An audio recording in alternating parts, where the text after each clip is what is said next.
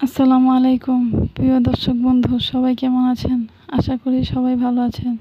আমি আল্লাহর রহমতে খুব ভালো আছি। আজকে আমি রান্না করব গরুর মাংস ভুনা। তো আমি এখানে 1 কেজি পরিমাণ গরুর মাংস ধুয়ে পরিষ্কার করে নিয়েছি। দিয়ে দিলাম গরম মশলা 1 কাপ, পেঁয়াজ কুচি, স্বাদ মতো লবণ, দিয়ে দিলাম 3 চা চামচ আদা রসুন বাটা ও দিয়ে দিলাম ধনিয়ার গুঁড়া, গরম মশলার গুঁড়া আন্দাজ মতো, দিয়ে দিলাম পেঁয়াজ বেরেস্তা 1/2 কাপ, রান্নার সাদা তেল দিয়ে আমি ভালো করে মশলাটা হাত দিয়ে মেখে নেব। মশলাটা মাখানো হয়ে গেছে। এখন দিয়ে দিলাম 1 কাপ গরম পানি। গরম পানি দিয়ে আমি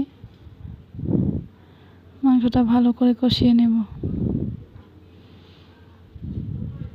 মাংসটা আমার প্রায় কষানো হয়ে গেছে। এখন আমি নাড়াচাড়া করে আবারও দিয়ে দিব 1 কাপ ঝোলের জন্য গরম পানি। গরম পানি দিয়ে আমি আবারও 20 মিনিট রান্না করে নেব। রান্না হয়ে গেছে। এখন আমি দিয়ে দিলাম 1 চা চামচ ভাজা জিরার গুঁড়া, দিয়ে আমি মাংস